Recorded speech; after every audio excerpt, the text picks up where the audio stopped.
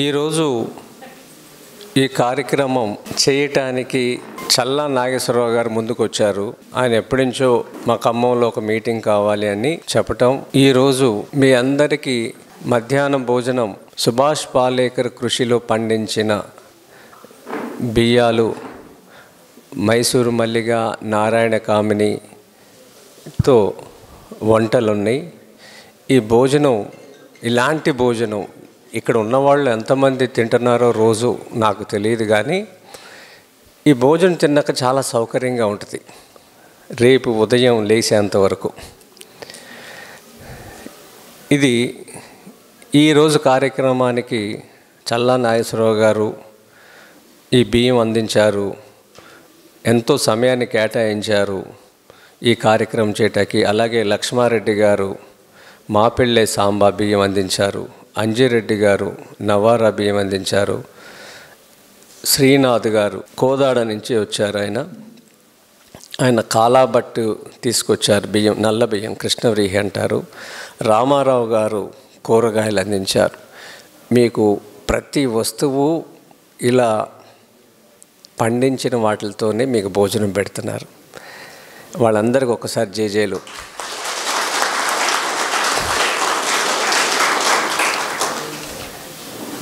ఈ కార్యక్రమం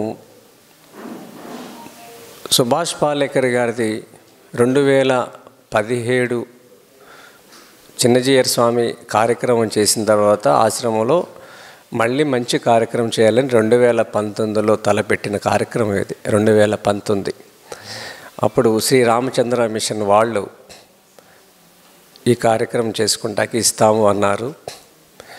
ఇక కోవిడ్ అనేక రకాల కారణాల వల్ల ఎన్ని సంవత్సరాలు పట్టింది. ఇది రేపు ఫిబ్రవరి 15 నుంచి 24 వరకు ఈ కార్యక్రమం భారతదేశంలో అతిపెద్ద కార్యక్రమం. ఈ అవకాశాన్ని ఆ ఈశ్వరుడు, కృష్ణ భగవానుడు, ఏడుకొండల స్వామి, సుభాష్ పాలేకర్ గారు అవకాశం ఇవ్వబట్టి ప్రతి జిల్లా తిరుగుతూ ఈరోజు ఇక్కడికి రావటం జరిగింది. నాకు యువ రైతులు కావాలి. ఈ మట్టిని, దేశాన్ని, గోవుని, మన సంస్కృతిని ప్రేమించేవాళ్ళు, భవిష్యత్ తరాల గురించి ఆలోచించే వాళ్ళ కోసం నేను ఎదుగుకుంటూ ఇక్కడికి వచ్చాను. అలాంటి యువ రైతులతో ఈ 10 రోజులు పూర్తి అవగాహన కల్పిస్తూ వాళ్ళ గ్రామంలోనే ఉంటూ ఒక పాలేకర్ అవతారం ఎత్తాలి వాళ్ళు. ఎందుకంటే సుభాష్ పాలేకర్ గారు మనందరి కోసం 40 సంవత్సరాలు కష్టపడ్డారు.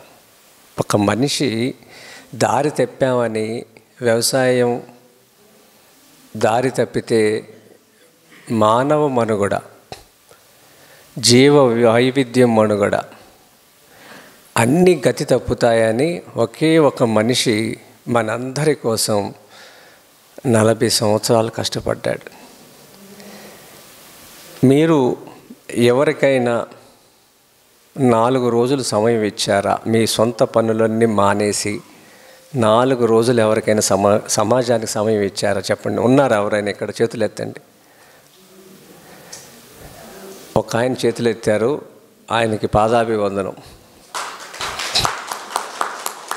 మరి మనందరికీ ఈ విజ్ఞానాన్ని, ఈ విధానాన్ని, ఈ విజ్ఞానాన్ని అందించటానికి ఒక్కరోజు కూడా ఇంట్లో ఉండకుండా భారతదేశం మొత్తం తిరుగుతూనే ఉన్నారు.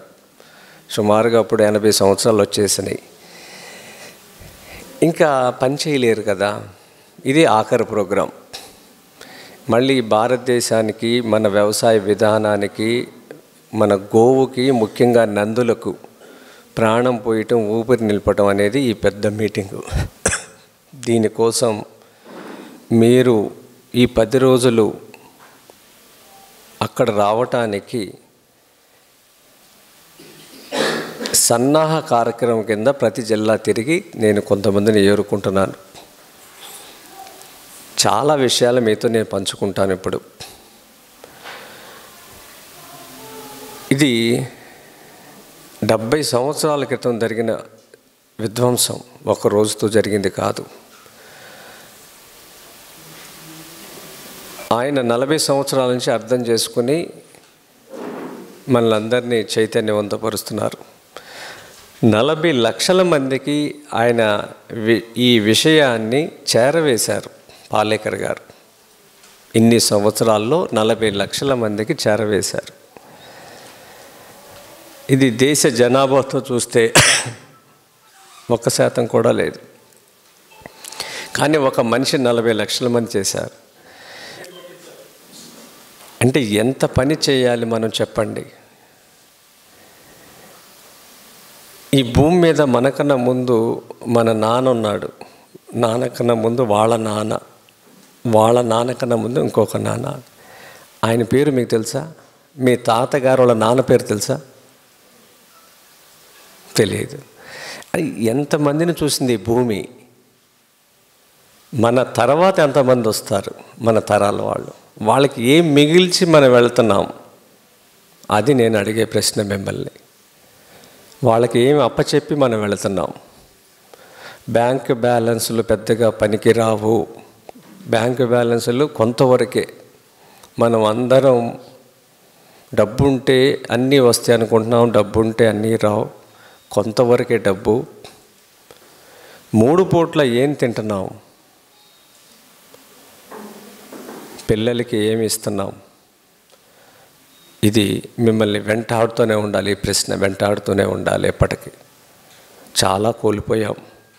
మనం ఇద్దరికి థ్యాంక్స్ చెప్పుకోవాలి. ఈ దేశాన్ని ఎంతగా పాడు చేసిన మనకి, అలాంటి ఆహారం తిన్న మన దేహానికి థ్యాంక్స్ చెప్పుకోవాలి. భూమిని పాడు చేస్తానే పంట పండించాం, ఆ విషయాన్నే మనం తిన్నాం. ఇంకా ఈ రెండు మనల్ని సహకరిస్తున్నాయి. ఒకవైపు ఈ మట్టి, రెండో వైపు మన దేహం. ఏది స్వచ్ఛమైన వస్తువు మీ ఇళ్ళల్లో ఉందో చెప్పండి. వాళ్ళ ఏది లేదు. ఇలా ఎన్ని రోజులు ప్రయాణం చేద్దాం? పోనీ ఇంకెన్నాళ్ళు ఇలా బతకాలి మనం? దీనికి ఎక్కడ మనం పులి స్టాప్ పెడదాం? ఇదే రేపు జరిగే సరైన వేదిక. 10 రోజులు మీరు సమయం తీస్తే 10 కాలాల పాటు మీ మనవాళ్ళు బాగుంటారు ఈ భూమి మీద. సమయం లేదు అనుకుంటే ఇంకా ఏమి చేయలేము. ఎందుకంటే ఆయన వయసు రీత్యా ఆయన చెప్పలేడు. ఇంకా నేను కూడా ఇంత పెద్ద కార్యక్రమం చేయలేను. ఏ ప్రభుత్వాల దగ్గరికి వెళ్లకుండా ఇప్పటి వరకు 5 కార్యక్రమాలు చేశాను. ఇంత పెద్ద కార్యక్రమం కూడా జరుగుద్దని మొండి విశ్వాసం అయితే ఉంది. స్వామి చూసుకుంటాడు. నా పని కాదు ఇది, నాకు అప్పచెప్పాడు అంతే. ఖచ్చితంగా చేస్తాడు. ఈ క్రమంలో వాళ్ళు 6-7 సంవత్సరాల క్రితం రైతుల కోసం ఉచితంగా ఇస్తామన్నారు. ఆ వేదికని 10,000 మంది 10 రోజుల పాటు వేదిక, అక్కడ వసతులు ఇస్తామన్నారు. మేమేం చెప్పామంటే 10,000 మందికి భోజనాలు మేము పెట్టుకుంటాం రైతుల దగ్గర అని చెప్పుకున్నాం. ఇస్తామన్నారు. గడిచిన ఈ 7 సంవత్సరాల్లో వాళ్ళు అప్రూవల్ పేపర్ ఇస్తా, చేతిలో పెడతా, పాలేకర్ గారికి వచ్చినప్పుడు కూడా చెప్పలేదు. ఇప్పుడు ఒక మనిషికి 300 రూపాయలు అడుగుతున్నారు.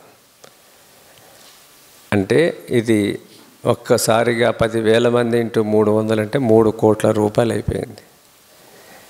ఎవరు వాళ్ళు 3 కోట్లు? మేము ఇప్పటికి అన్ని జిల్లాలు తిరిగేసి ఒక రోజుకి 100 రూపాయలు రైతులను అడిగాం.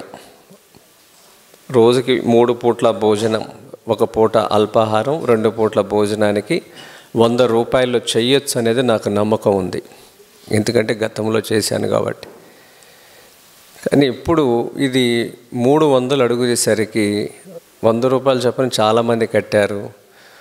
మరి ఇది నిన్న ఉదయం వాళ్ళు నాకు చెప్పిన దాంట్లో 300 కూడా చాలట్లేదు, మళ్ళీ దీన్ని కొంచెం పెంచాల్సి వస్తుంది అన్నారు. ఇంతవరకు ఎవరి దగ్గర చేయి చాపకుండా చేశాం. మా అమ్మమ్మ నేర్పినది ఎప్పుడు ఇలాగే ఉండాలిరా, ఇలా ఉండకూడదు అనేది. కానీ ఇది ఇంత పెద్ద కార్యక్రమం అయ్యేసరికి మాట ఇచ్చి పక్కకు జరిగినందుకు ఇది ఈ క్షణంలో నేను వదిలేసిన దీన్ని ఎవరు అడగరు.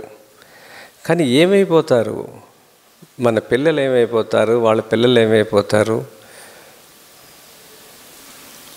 అనే భయాన్ని వెంటాడుతుంది నన్ను.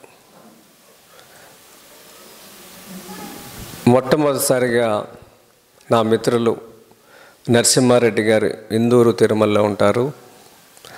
ఆయన సిఎస్ రెడ్డి గారు అని మిత్రులు ఇద్దరం కలిసి అరవిందో ఫార్మా వాళ్ళ దగ్గరికి వెళ్ళటం జరిగింది. ఆయన ఈ కార్యక్రమానికి గాను ఒక 50 లక్షల రూపాయలు రైతుల భోజనాలకి ఇచ్చారు.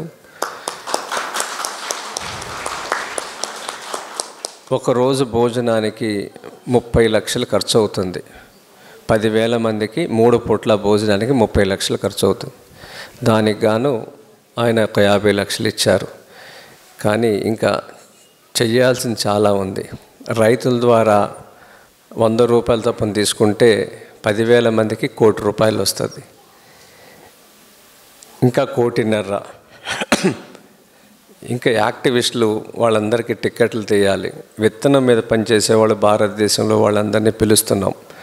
వాళ్ళకి టిక్కెట్లు, వసతులు, సన్మానానికి కొన్ని వస్తువులు, ఇవన్నీ చూసుకుంటే చాలా ఖర్చు ఉన్నది. మీ జిల్లాలో పెద్దవాళ్ళు ఉంటే మీ జిల్లాలో వచ్చే వాళ్ళకి 3 పూట్ల భోజనాలకి గాను ఎలా అయితే అలా ఈ ఉద్యమాన్ని ముందుకు తీసుకువెళ్ళటానికి ఆలోచన చేయండి. మరిన్ని అప్డేట్స్ కోసం బ్యాక్ టు రూట్స్ యూట్యూబ్ ఛానల్ని సబ్స్క్రైబ్ చేసుకోండి.